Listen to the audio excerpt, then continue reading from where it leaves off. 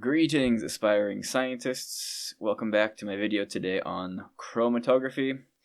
Winter break's over. Hope you guys all had a good holiday season this year. Let's have a good 2026.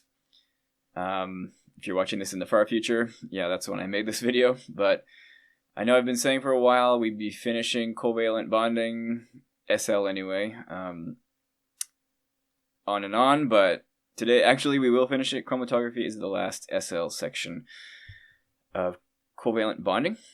So let's go to my slides. This is 2.2.10. We've come a long way. And what can I say about chromatography? Well, more than a lot of other things in the syllabus, I have a lot of hands-on experience with this. But that's not unique to me. I think anyone who has a career that's really focused in chemistry probably has done or is doing this a lot day to day. If you're an organic chemist, you're doing this to separate products. If you're an analytical chemist, you're doing this to identify how much of certain things are in certain other things. But me and my coworkers did this so much that it became almost like breathing. The hands-on experience of doing chromatography, you're like a robot, and your brain doesn't even think about it anymore. You just do it so many times a day that, it really is like what chemists do. You might think of them as like mixing test tubes and stuff, but really it's more chromatography, to be honest. So let's get into it. So I've actually talked about chromatography before when we talked about separating mixtures, because it fits in there as well near the very beginning of this class. But let's go review this. So there is the type I introduced called paper chromatography. So just to get into what chromatography is again, chromatography always has a stationary solid phase and a mobile fluid phase. I think technically sometimes the stationary phase could be a liquid too, but just for now we'll say it's a solid. So a fluid phase could be gas or liquid, but it needs to be mobile so it can't be a solid. So the key is that different compounds stick to that stationary phase at different rates through intermolecular forces. Before, when I showed this slide, we didn't know what intermolecular forces were. But now I've done many lessons on this, so you should know that it means London forces, van der Waals forces, dipole, dipole-induced dipole, hydrogen bonding, those kind of things. So those different interactions with different strengths for each different compound or element will cause them to stick to the stationary phase in different ways, and thus they have different rates or distances traveled over time on your paper, or whatever your stationary phase is. So if your stationary phase is long enough, you can separate compounds. So I have a little diagram here showing paper chromatography. You have a beaker, you have a piece of paper, you put a spot of whatever your sample is. In this case, it was some ink, black ink, that contains many various colors. And then you place the bottom of that only inside some liquid. In this case, it's water. Water travels up the paper through, I forget what it's called, adhesion, cohesion, diffusion, one of those kind of words. It just will spread out and wet the paper. Another key point is that this needs to be in a closed container. This thing has a lid, because if the water evaporates too much and the vapor pressure falls, it will evaporate off the paper as well, and then you've lost your mobile phase, and things will just be dried and stuck to the paper, not doing what you want.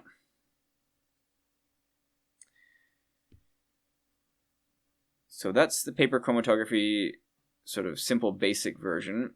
But all chromatography involves a mobile phase, liquid or gas, free to move, and a stationary phase, pretty much always solid. Different compounds have differing intermolecular forces and interactions with both phases, which causes them to move at different speeds as the mobile phase moves across the stationary phase. So choosing the correct compounds for your phases and having an adequately long stationary phase will allow compounds to be separated based on their intermolecular force differences. Very, very useful thing to have control over and have an understanding of in chemistry. So there's paper chromatography, but honestly, that's not really used on larger scales to actually collect samples. It's more used to identify what's in a mixture rather than physically pull them apart and use the separated components. If you want to actually separate things and then use them, instead of trying to like scrape them or cut them out of the paper, you can use what's called column chromatography. It's essentially the same thing, but instead of like a two-dimensional flat paper, we have a three-dimensional cylindrical column, and we're going to fill that with silica, usually, sometimes called alumina. Maybe that's a different one, but it's like this white powder that we fill it with that is mostly polar, contains oxygen bonds where oxygen is pulling that electron density. So we fill up our column with that. Then we fill it up with solvent, whatever we have chosen. Generally, you would not choose water with the silica column, but we'll choose more non-polar things like, I don't know, hexane. And you load your sample at the top of the column. So you just put a little bit of what your mixture is that you're trying to separate.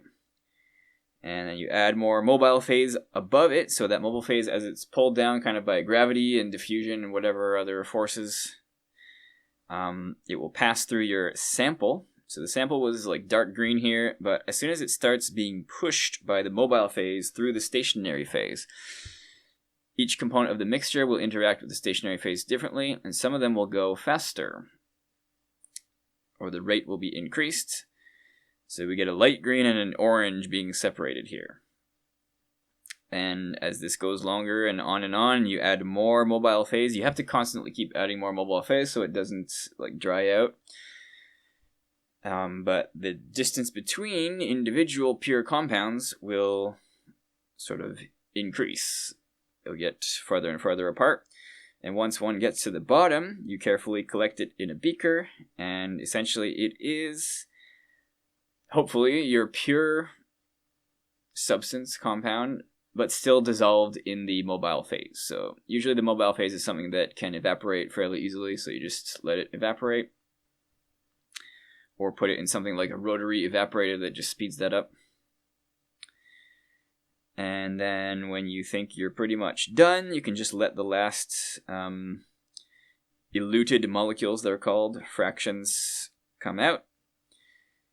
So this is sort of a diagram I drew that has several steps, but if you imagine what it really looks like, this is still an AI-generated image on the right, and it would almost never be this much of a rainbow, beautiful pattern unless someone specifically added all those colors in to make this kind of visual display. But I think it gets the point across that, you know, all these compounds have different colors, and they're being attracted to the stationary phase at different rates, so they'll begin to separate.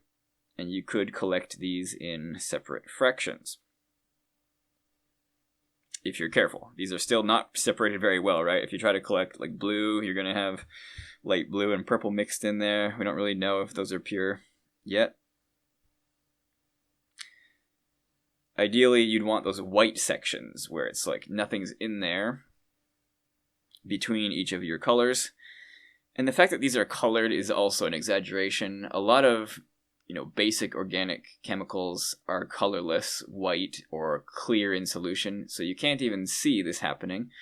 You basically have to do paper chromatography on the side and stain them with something or use an ultraviolet light to even, see where things are if they're not colored. What else do we have? We have gas liquid chromatography, usually just called gas chromatography, GC, but I think I wrote liquid here just to sort of emphasize that as this gas passes through this long column in the middle of the machine, the column is actually like a thin sort of wire, but it's hollow inside, so it's kind of a solid outer layer, but then it's coated with something that's usually gel or liquid or may not be exactly solid, and the gas interacts with the walls of that column. So we also have a carrier gas, usually something inert, maybe like argon or nitrogen. We have traps to make sure that we're not putting anything from our carrier gas into the column that might break it. We have a sampler that will take whatever our sample is. Usually we're going to heat that up quite a lot to make sure it stays as a gas. And then we put them all in together in the inlet, pass it through the column. The column is quite long and probably has a lot of surface area and details along the walls of those column sort of tubes. Then a detector. The detector will produce our chromatogram. It's kind of like a graph. And then not a real image on the right, but an AI-generated thing of what this kind of might look like. Usually these things just look like a bunch of gray boxes and then some, gas and liquid tubing attached to it. If you were to open it up, though, you would see that column I have on the left. We also have thin layer chromatography, moving on, but this is really very similar to paper chromatography. It's just maybe a little bit more designed and a little bit more expensive. We have what's called a TLC plate. I think it's just like a plastic plate that has silica coated on it, which is very similar or the same to what we have in the column chromatography, just a polarized stationary phase. We can then, put a little bit of our sample onto this TLC plate. We usually use what's called a capillary. It's just a very thin tube of glass. You just poke it in your sample. It sucks up a little bit through adhesion, and then you poke it on the TLC plate. You draw a line with a pencil, because if you use pen, those dyes will be included in your chromatography. You don't want that. So if you use pencil, we just have little graphite shavings that don't get picked up by the mobile phase. So in this example I'm showing, there was two things spotted, or two samples put on this plate, but it looks like they're basically the same. But maybe this person was trying to check if they really were the same sample that they were looking at. So this is some good evidence that it was, because they proceeded up the silica basically the same way. Separated into three components, A, B, and C, that were three different colors, and those three components also traveled the same distance. Those are all pieces of evidence that these two samples were the same thing. Alright, so essentially this is silica SiO2 or alumina Al2O3, kind of white powdery stuff that's put onto the plate, and it flakes off quite easily, so these are fragile and you have to be careful. But because these are polar stationary phases, you're not going to use water, even though it looks like water at the bottom of this diagram or this picture. It's more likely non-polar things like hydrocarbons and hexane. And I have another generated image here on the right showing more realistically what this might look like. Although this is an example of a bad chromatogram, it's also good to know what that looks like. But when you have these massive streaks where you can't see individual things being separated, usually it means you've added too much sample for what your silica capacity is, so it just ends up streaking all over the place as the components get stuck. So TLC is essentially just more expensive paper chromatography. It just uses highly specialized polar silica or alumina as a stationary phase. It's good at slowing down polar compounds as they are more attracted to it. The mobile phase is usually nonpolar hexane, C6H14, or weakly polar ethyl acetate. It's a kind of ester, we call it, in organic chemistry. But it contains some polar regions, some nonpolar regions, so it's, weakly to moderately polar.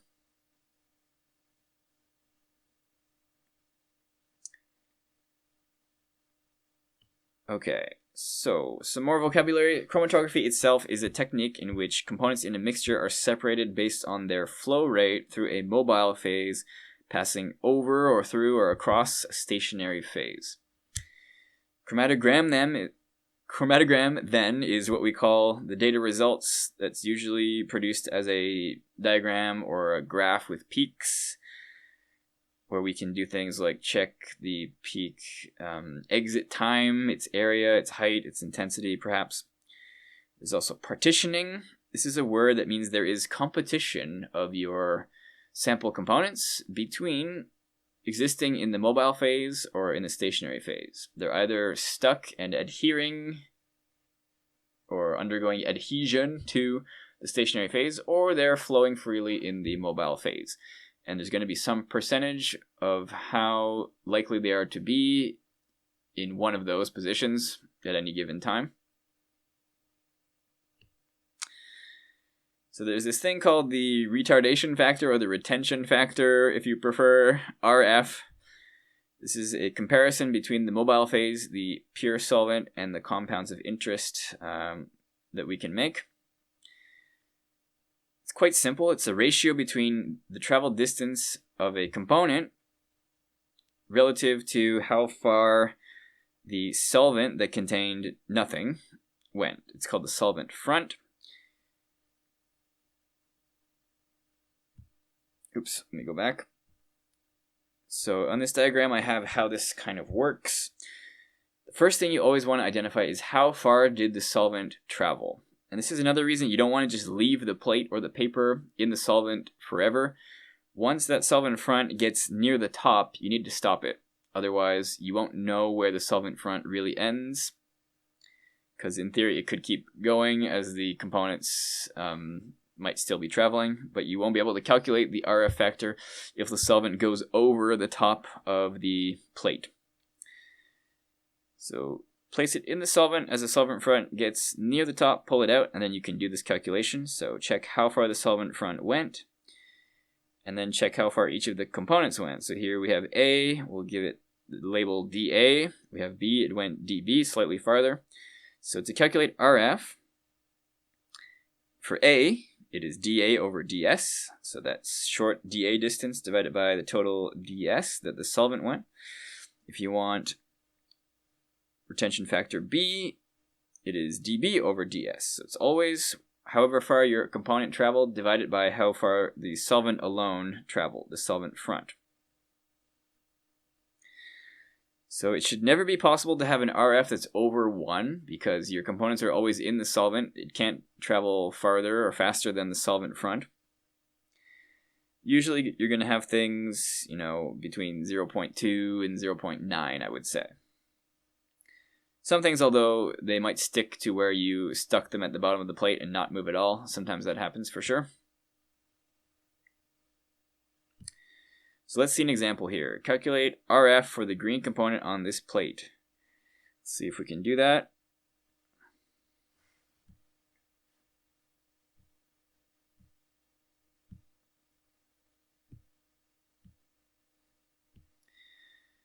So RF green is equal to the green distance traveled divided by the solvent distance. So in this case, green traveled 6 centimeters. 6 centimeters divided by the solvent front. It's not 8, it is 12. Look at this carefully. And so you can see this is going to give us an RF of 0.5, essentially. Makes sense. This number 1 we're doing, okay. If you were looking at the red one, it would be 8 divided by 12. If you're looking at the blue one, 2 divided by 12. If you're looking at the black one, 0. Okay. One thing I will say is on tests, though, I've seen them try to trick you, where 0 is not where the black dot is, but it's at the very bottom of the plate, and then the black dot might be at 2. So then you need to adjust all these calculations, because it's from where you start the sample is where you take how far it traveled. So just make sure that you're using the starting point as where the sample is placed, and the finishing point as where the component ends up. Okay, number 2, the plate is coated with silica, SiO2, and the solvent is a mixture of hydrocarbons, maybe like hexane, just C and H bonds, nonpolar. Determine whether the red or the blue component is more polar. So blue did not travel very far. That means it didn't spend time in the nonpolar hydrocarbon, it spent time on the polarized silica plate. That means blue is more polar.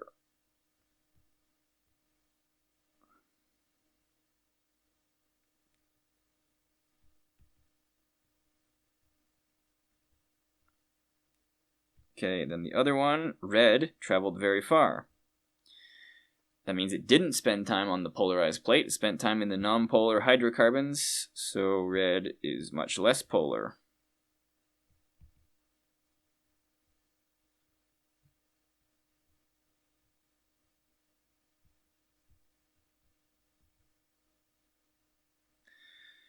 Okay, that should answer that. I'm not really going to do much more practice questions on this because pretty much everything that we'll see on IB exams and things are variations of this when it comes to especially paper and TLC plates. And they don't really get into the details of, gas or column chromatography in IB.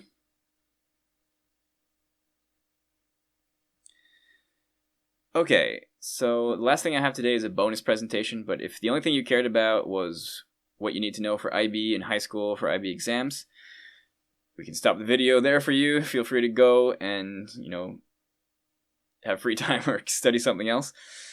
But if you are actually thinking about a career in chemistry and you want to know more about how chromatography works and what chemists actually do in a day-to-day work, what the job might actually be like, I have another presentation here for you today.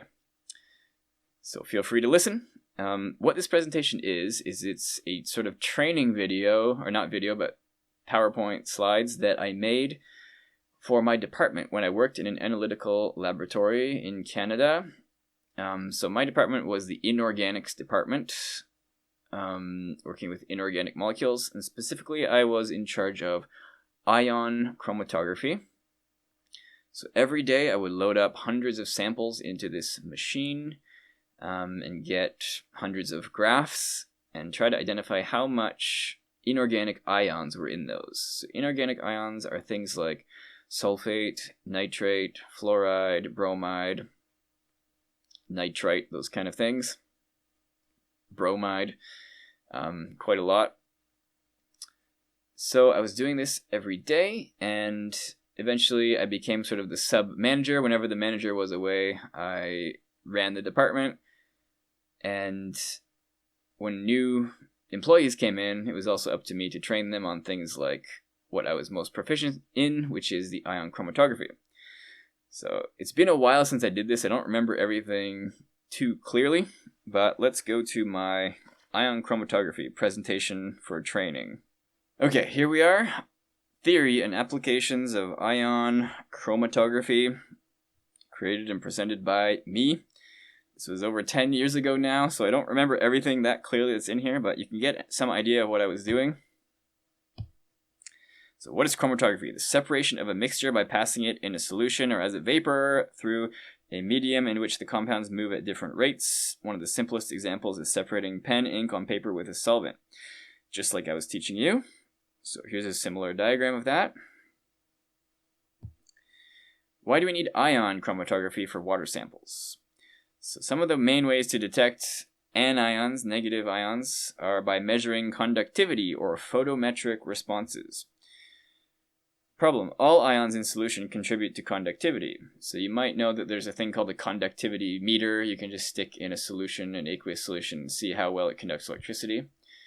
But that will tell you just what the mixture that's dissolved in the solution is like, not what individual components are. So often we want to know specific amounts of single ions like fluoride, F-, nitrate, NO3-, sulfate, SO4, 2-, and so on. So how can we separate ions using chromatography? Separating anions and cations are generally two completely separate tests. I only worked with anions. Cations are generally all metals, except for like some of things like ammonium, but the inorganics department at my lab focused on anions. Then there's the metals department. They focus on metals, cations. So anions are negatively charged, therefore they are attracted to positively charged stationary phase. And you can make a positively charged stationary phase. The kind that we were using, I think, were these Q anion exchangers. They have a trimethyl ammonium group, positively charged. So as our anions like chloride pass nearby, they'll tend to be attracted to this. So the column, we have a column inside the machine. Water containing known ions, usually these were like carbonate ions, CO3 2-. has a special name called the eluent, and the sample, called the analytes, are injected into a column with Q-ammonium-coated resin as the stationary phase. So sample ions are separated based on affinity for that column, how well or how much they are attracted to the ammonium-coated resin. Now, the important thing is that we're also injecting this with eluent, the carbonate anions. These eluent ions compete with sample ions, which prevents them from getting stuck. If we just put this through with water, then our targets, like chloride and sulfate or whatever, might just stick to the ammonium groups in the column and never come out. That's not what we want. We want some competition so that they're slowed down, but still eventually pass through the column. You can see that a little bit in the diagram here. So there are equations to do with this. I learned these at university, and you will too if you study analytical chemistry. I don't quite remember the details of this anymore, but there's the Van Deemter equation. This has things eddy diffusion, longitudinal diffusion. I think that's how things diffuse through the column. And mass transfer maybe tells you how much mass moves through per second or something. U is the flow rate of the eluent, I believe. And this is related to the resolution equation in chromatography, column chromatography. RS equals root n over 4 times alpha minus 1 over alpha times k over k plus 1. Not really important for us to know this, but just to know how these things are related. They are related mathematically. N here is the column length, I guess in meters, divided by h from the Van Deemter equation above. And then some other variables or constants here. Alpha, the selectivity, is influenced by the mobile and stationary phase. So if you change those, you'll be changing alpha. And the column efficiency, which is column length divided by h. And then K is a capacity factor for retention, influenced by stationary and mobile phase as well. And some other things I don't really remember. But the results of understanding and building the column and stationary phase to optimize those parameters are these beautiful chromatograms. This is what almost all of my graphs look like, although sometimes things were present or absent, but you can see there's peaks, nice sharp peaks for fluoride, chloride, nitrite, bromide, nitrate, phosphate, sulfate. And these areas are generally proportional to the concentration. And on the x-axis we had minutes. On the y-axis we had micro Siemens, I think it's called, measure of conductivity. So we can only get this chromatograms when we put everything together here. We have our eluent, this sort of dilute carbonate solution being pumped into, there's like pre-columns as well, these little pre-columns, short versions of the column. They're mainly meant to catch unwanted things, and if things would damage the column, they instead damage the pre-column, and the pre-column are replaced much more frequently. And we have an injector specialized to carefully inject our sample. And we've got other stuff. We've got regeneration systems, suppression systems, to make sure that when we get to the detector, we have just the sort of anions that we want to detect and have effects on the conductivity. And then everything goes to the waste.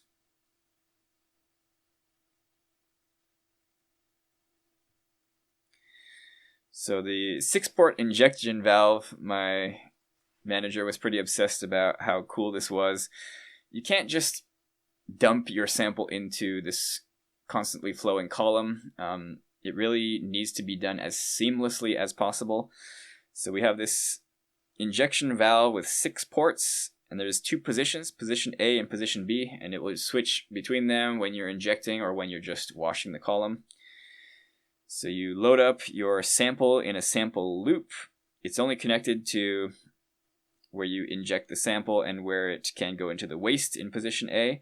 And then you have your carrier, your eluent just passing through the column in the 4 and 5 positions there. Then when you switch this to position B, suddenly your sample that was loaded into the sample loop is pushed seamlessly by the carrier that pushes now through the column, and then your sample where you were loading before just goes directly to waste.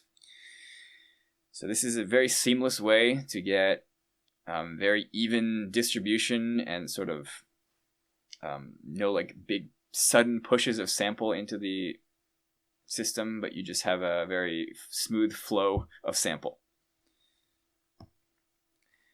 So there's also eluent suppression. There's this little like gray box that we used. We need detection limits of less than 1 ppm. So the eluent itself has sizable conductivity. It's going to affect your conductivity detection at the end, which you don't want so much. So to detect ions at lower ppm, we need to suppress that eluent conductivity to make the sample peaks relatively larger. I forget how this was done, but it looks like there's some exchange with sodium and hydrogen to, remove or capture CO3₂-, the carbonate from the eluent. Then we get to our detector, also an expensive piece of equipment, but this conductivity is measured by providing an alternating current, AC current, potential across 2 electrodes as the eluent flows through. When there are more ions passing through, that's more mobile charge carriers, the electrons can travel, not necessarily electrons, but the charged particles can travel more freely, and the detector measures this change. So we're generally assuming this is a linear relationship, but sometimes non-linear relations occur between concentration and conductivity at higher concentrations for some types of ions. Linear relationship just means, I think, direct proportionality, if you remember me talking about that before, but it means like if you double the amount of ions, you double the amount of conductivity, I think, and then you sort of can relate that to the concentration.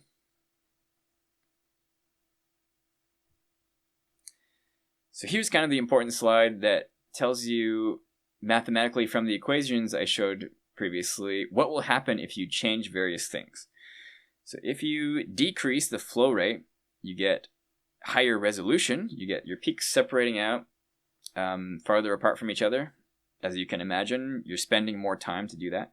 But the con of that is slower runs. So the opposite of this should also be true. If you increase the flow rate, you get worse resolution but faster runs. So you need to decide what's more important to you. Column diameter, we have that choice, right? We can make the column tubes very wide or very thin. If we decrease it, we get increased efficiency and flow rate. But the downside is lower analyte capacity. We can't put as much stuff through. Opposite is also true then. If you increase diameter, decreased efficiency and flow rate, but higher capacity. If you decrease the stationary phase particle size, so the stationary phase generally has little pellets or particles of this, positively charged trimethyl ammonium groups. So you can modify the size of those little particles. If you decrease them, you get increased efficiency, but lower flow rate, unless you increase pressure. If you would increase them, you get decreased efficiency and increased flow rate. Then the last thing you might consider is injection volume of analyte, how much sample solution you put in. If you decrease it, you get increased efficiency, but you get higher detection limits. That means you can't detect as low amounts of things anymore. And then if you would increase analyte injection volume, you could have decreased efficiency but lower detection limits, which is a good thing. These are only a few examples of parameters you might consider, though. And that was all for my little training video there. Some questionable choices in diagrams and font style and pictures, but I think it's pretty interesting. I have learned a lot since then, but I've also forgotten some of this. Alright, so I think we'll end that today. That was a lot deeper into chromatography than I think we need to go, but very good to know nonetheless. So in my next video, we'll be moving on to metallic bonding, another very important topic, but fairly short. So, have a good one. See you next time. Thanks for listening. Bye-bye.